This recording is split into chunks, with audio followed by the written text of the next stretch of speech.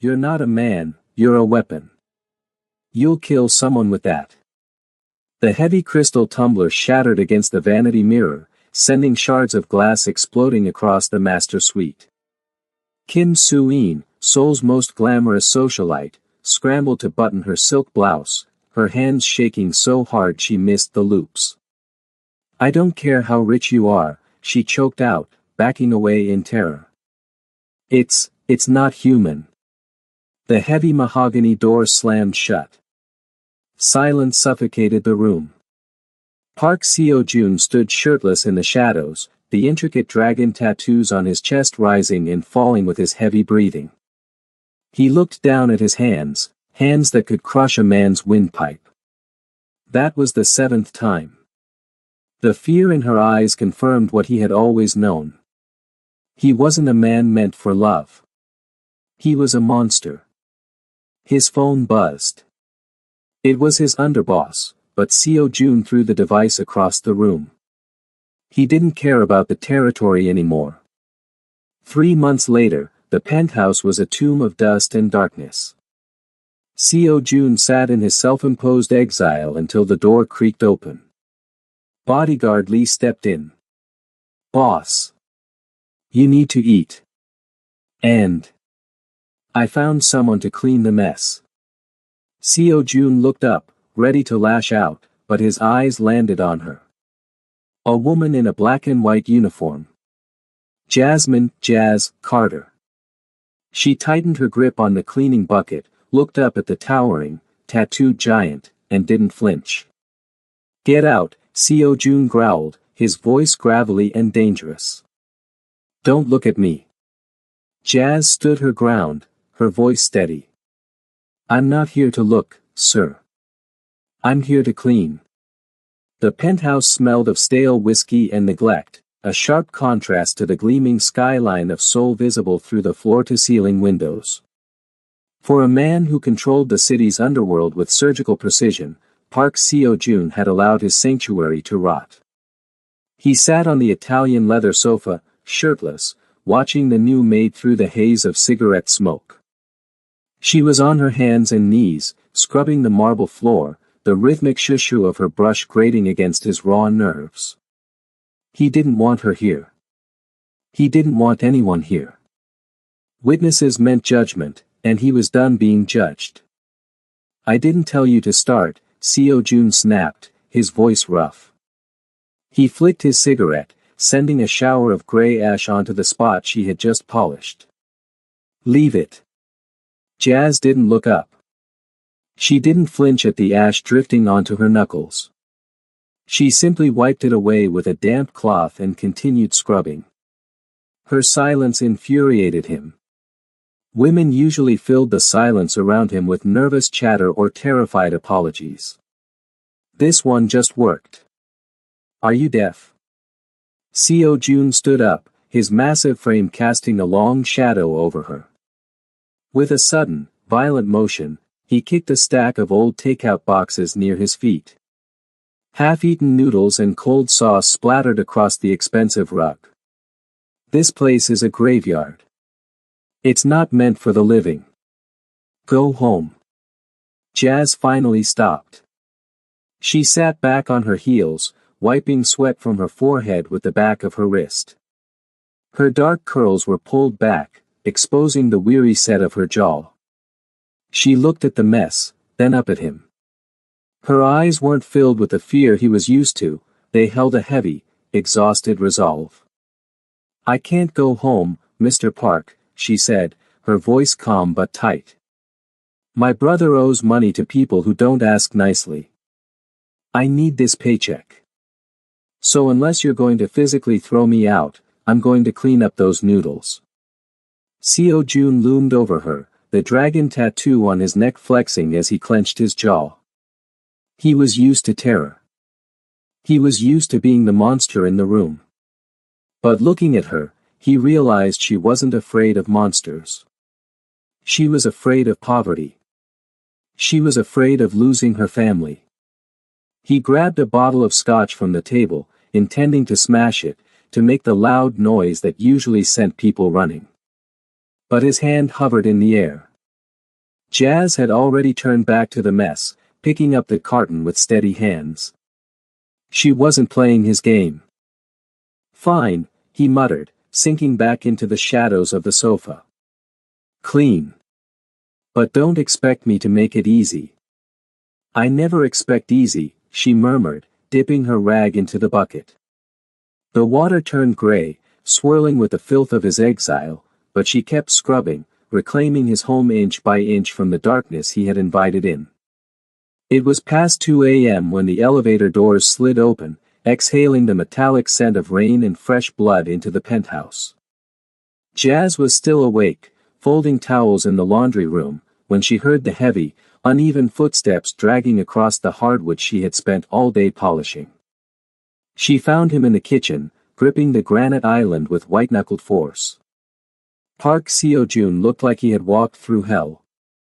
His knuckles were raw, split open and weeping crimson, and a jagged slash ran down his left forearm, slicing through the ink of a snarling tiger.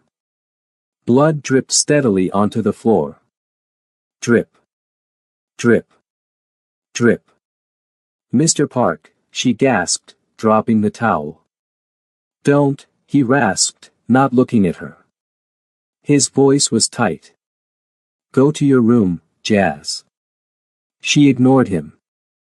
She had learned quickly that listening to his commands usually meant letting him rot in his own misery. She disappeared into the bathroom and returned with the emergency kit she'd found under the sink on her first day. Sit, she ordered, pointing to the bar stool. Seo-joon turned his cold glare on her, eyes narrowed. I said leave it. It heals. It's deep, and it's ruining the floor, she countered, her voice unwavering despite the adrenaline thrumming in her veins. Sit. To his own surprise, he obeyed. He sank onto the stool, the adrenaline of the fight fading into a dull, throbbing ache. He watched warily as she uncapped the antiseptic. He expected her hands to shake. He expected the smell of blood to make her gag. Instead, her movements were efficient, almost clinical. This will sting, she murmured. She pressed the alcohol-soaked gauze to the open gash. Seo-joon didn't blink. He had taken knives, bullets, and beatings without making a sound. Pain was a language he was fluent in. She threaded the needle. He watched the silver tip pierce his skin, sewing the edges of the flesh back together.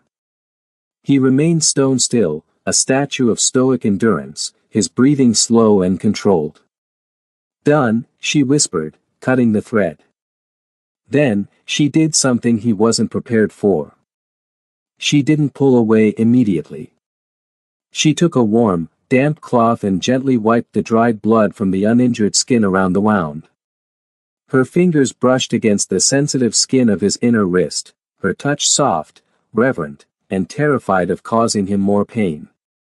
Seo-joon flinched violently, jerking his arm back as if she had branded him with hot iron. The sudden movement knocked the bottle of antiseptic over, the plastic clattering loudly in the silence. Jazz froze, her eyes wide. Did I hurt you? Seo-joon stared at her, his chest heaving, his pupils blown wide. It wasn't pain. It was the terrifying shock of tenderness on a body built for violence. No, he whispered roughly, standing up and retreating into the shadows of the hallway before she could see his composure crack. You didn't. The schedule on the refrigerator said he was at a meeting in Gangnam. That was the only reason Jazz felt safe entering the master bathroom to collect the laundry. The room was a cavern of black marble and humidity, the air thick with the scent of sandalwood soap. She reached for the wicker hamper, humming softly to herself, but the sudden, sharp silence of the shower cutting off made her freeze. She wasn't alone. Before she could retreat, the heavy glass door swung open. Park Seo-joon stepped out onto the bath mat, water sluicing down the hard planes of his chest, darkening the dragon ink that wrapped around his torso. He reached for a towel, but stopped dead when he saw her reflection in the vanity mirror. He was naked. Completely. Jazz turned, intending to run, but her feet betrayed her. She was rooted to the spot, her eyes wide. In the harsh vanity lights, there was nowhere for him to hide. The physical anomaly that had sent Kim Soo-in screaming from the penthouse, the sheer, intimidating scale of him, was on full display. Seo-jun's muscles locked, his body turning into a rigid wall of tension. A cold, familiar dread washed over him. He waited for it. The scream. The look of revulsion. The accusation that he was a freak of nature. He braced himself for her to scramble for the door, just like the others. But the scream never came. Jazz stared, her breath hitching in a soft, audible gasp that echoed in the damp silence. Her eyes traveled down, widening in shock, yes, but not in terror. She didn't look like she was staring at a weapon. She looked like she was staring at a man. A deep, dark flush crept up her neck, heating her cheeks. She bit her lip, her gaze snapping back up to his face, her expression one of mortification, not fear. I thought you were out, she stammered, her voice breathless. She clutched the laundry basket to her chest like a shield, but she didn't back away. The air in the room shifted instantly. It wasn't the cold, sharp scent of fear. It was something heavier. Something hotter. Seo-jun stood paralyzed, water pooling at his feet. She was blushing. She was embarrassed. She was overwhelmed. But she wasn't scared. For a monster who had only ever known how to inspire terror, the realization hit him harder than a bullet. "Get out," he whispered, but the venom was gone from his voice, replaced by a stunned, breathless confusion. "Yes, sir," Jazz squeaked, turning on her heel and fleeing the room, leaving him standing alone in the steam, his heart hammering against his ribs, not from rage, but from the terrifying possibility that she hadn't wanted to leave at all. The heavy oak doors of the study clicked shut, sealing them inside. Jazz froze, her feather duster hovering over a stack of leather-bound ledgers. She didn't need to turn around to know he was there. The air in the room had instantly become heavier, charged with the static electricity that seemed to radiate off Park Seo-jun. "Stop cleaning," he commanded. She turned slowly. He was leaning against the doorframe, fully dressed in his dark suit now, but the memory of him in the shower, raw, massive, and exposed, hung between them like a physical weight. He didn't look angry. He looked desperate. "We need to talk about what you saw," he said, pushing off the door and walking toward her. He moved like a predator, eating up the space until he was towering over her, backing her against the heavy mahogany desk. "It was an accident, sir." "I apologized," Jazz said, clutching the duster like a weapon. "It's not about an apology," Seo-jun's voice dropped, rumbling deep in his chest. "It's about survival. Do you know why this house is empty, Jazz? Do you know why the last maid left? Why the women before her left?" He stepped closer, invading her personal space until she could smell the sandalwood soap on his skin. "Because I am not built for softness. I am not built for comfort." His eyes were dark, searching hers for the panic he was sure was there. 7 women. 7 times I tried to be normal. They didn't just leave. They ran. They got hurt. He placed a hand on the desk beside her hip, boxing her in. "I am too much. For anyone. If you stay here, if you keep looking at me like that, you are going to get crushed." The silence stretched, tight as a violin string. Jazz looked up at him, her heart hammering against her ribs, but she didn't shrink away. She saw the warning for what it was, not a threat, but a confession. He was trying to protect her from himself. She straightened her spine, forcing him to look her in the eye. "You think you're the only one with scars, Mr. Park. You think you're the only one who knows what pain looks like. She stepped forward, closing the inch of distance between them, challenging his dominance.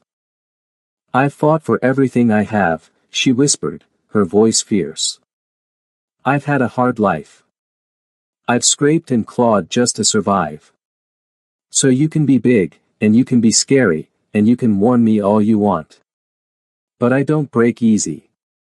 Seo Jun stared at her, stunned into silence, the walls he had built around his isolation trembling for the first time in years.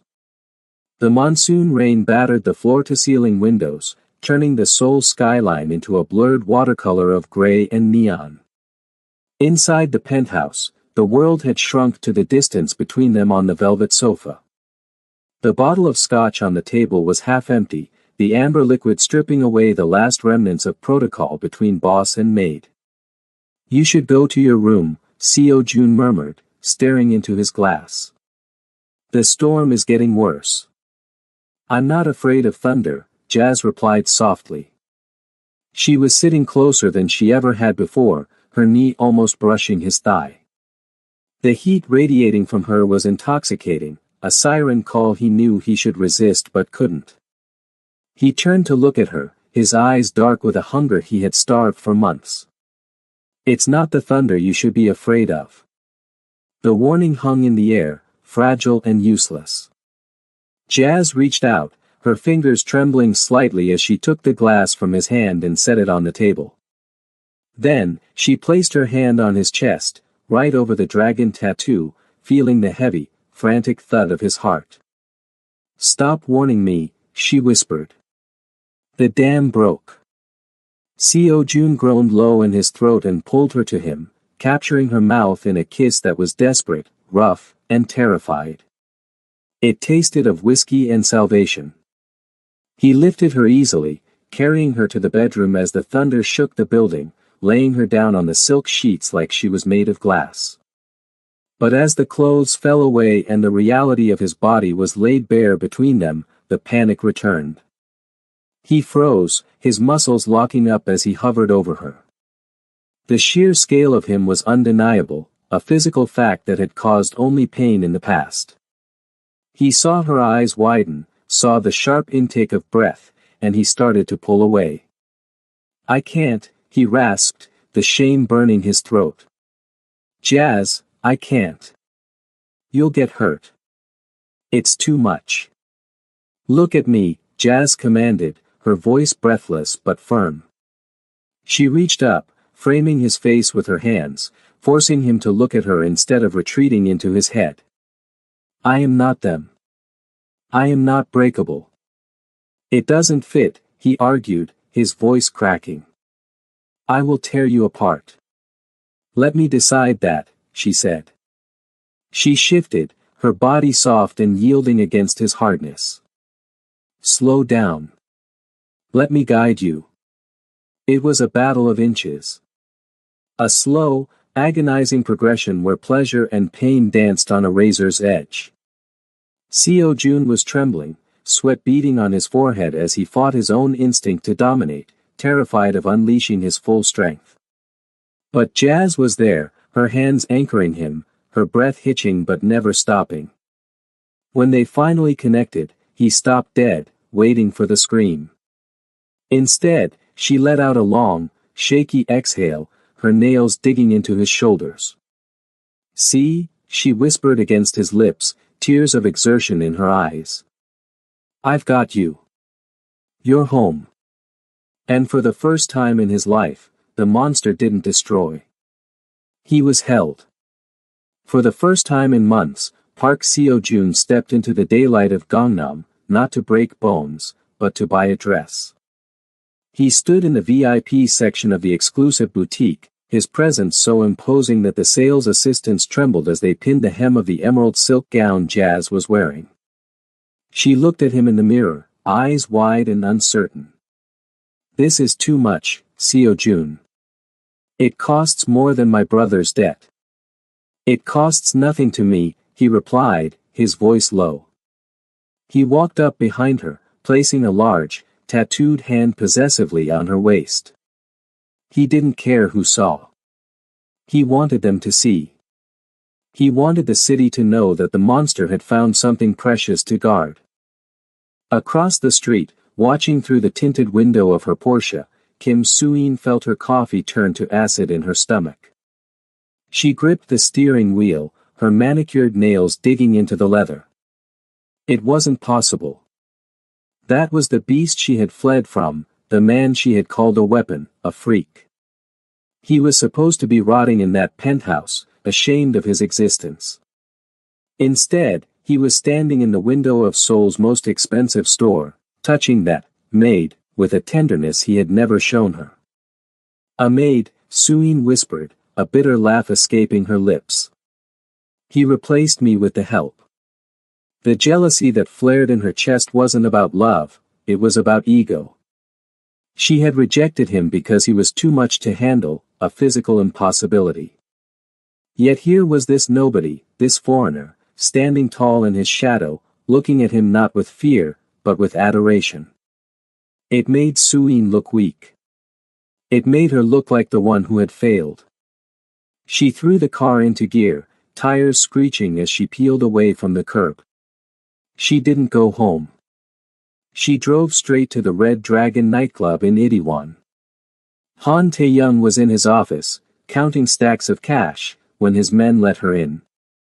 The rival boss looked up, a cruel smirk playing on his scarred lips.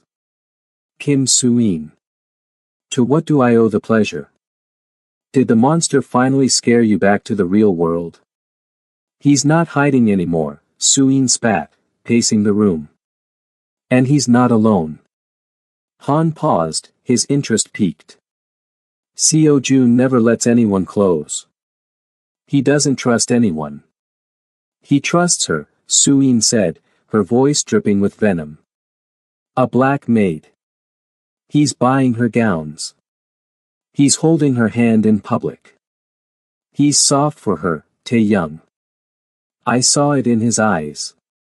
Han leaned back, steepling his fingers. Park Seo-jun, soft. That sounds like an opportunity. It's not just an opportunity, Soo-in said, slamming her hand on his desk. It's his throat. You wanted his territory. You wanted to break him. Stop attacking his soldiers.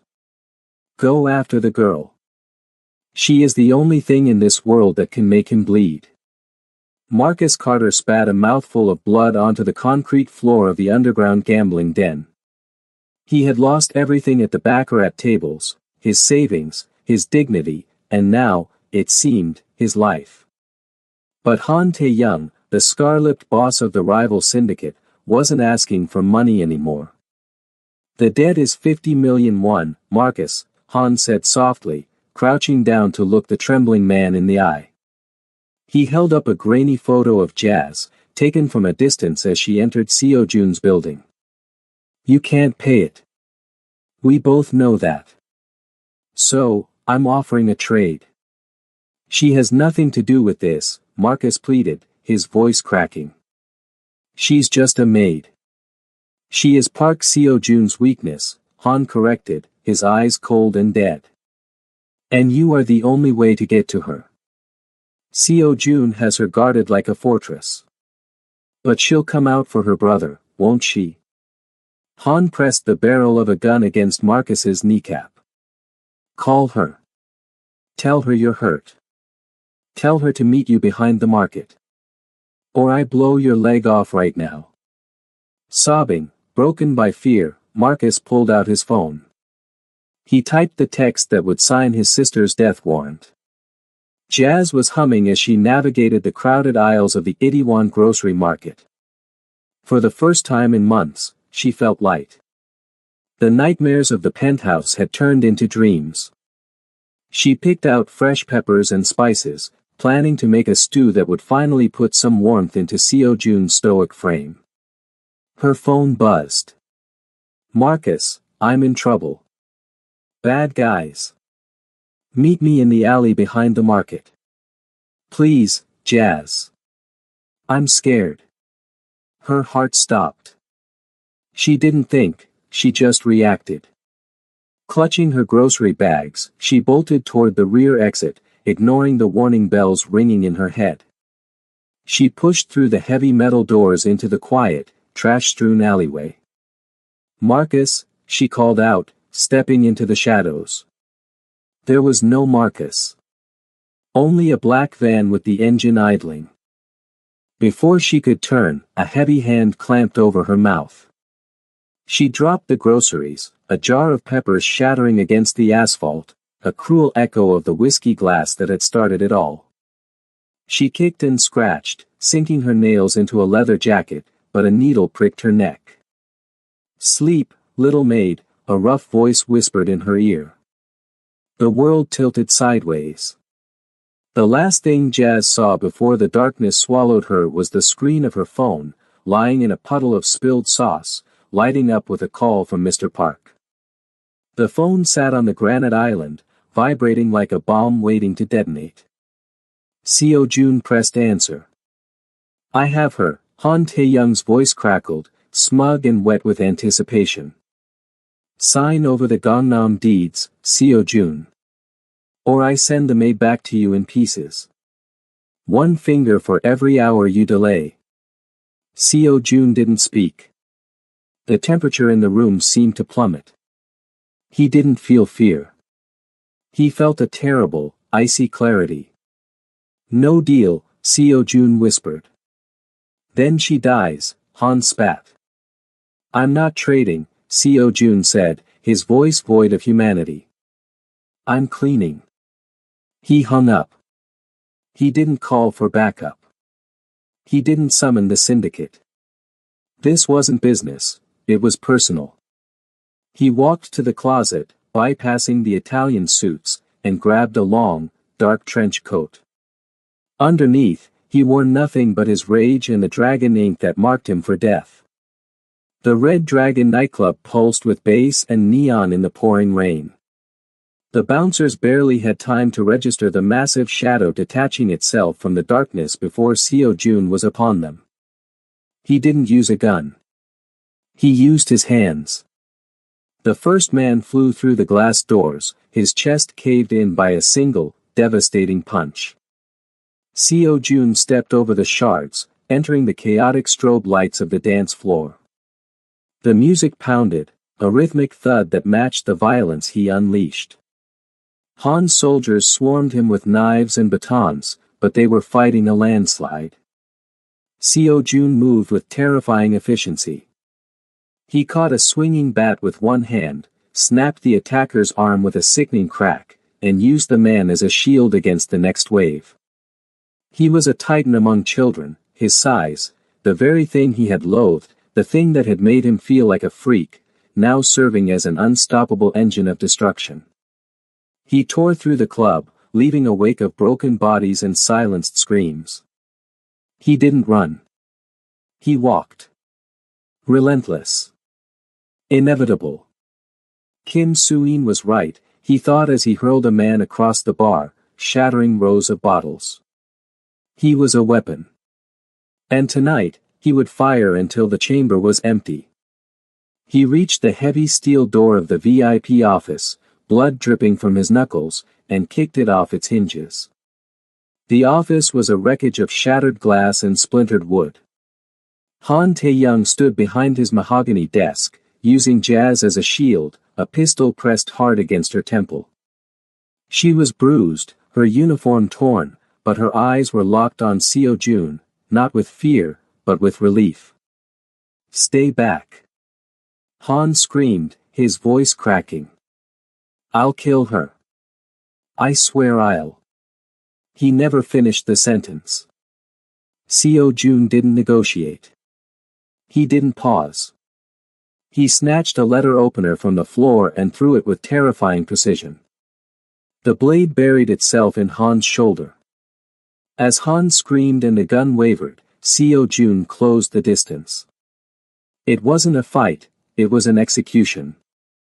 Seo Jun vaulted the desk, crashing into his rival with the force of a freight train.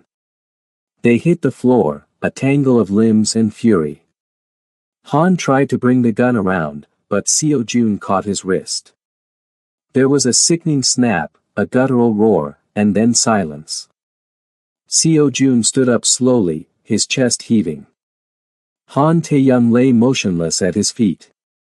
The silence that followed was deafening. Seo Jun looked down at himself. His white shirt was gone, his chest and hands coated in thick, crimson blood, some his, mostly Han's. The dragon tattoo was drowned in red. The monster was fully revealed. He looked at Jazz.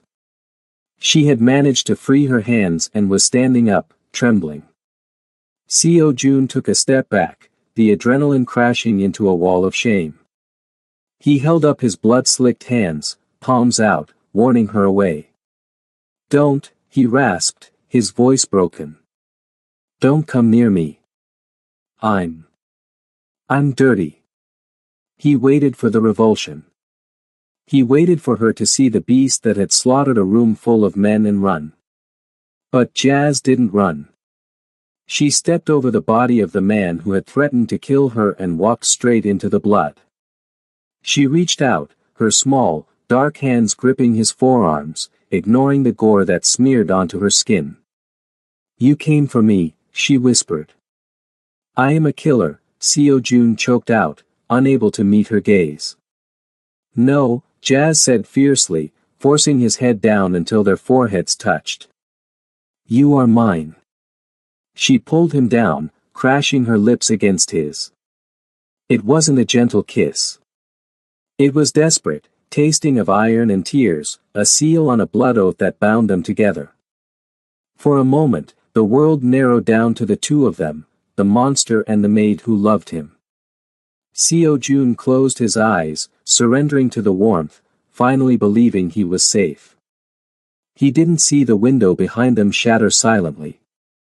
He didn't see the tiny, red laser dot dance across the room, settling directly over his heart.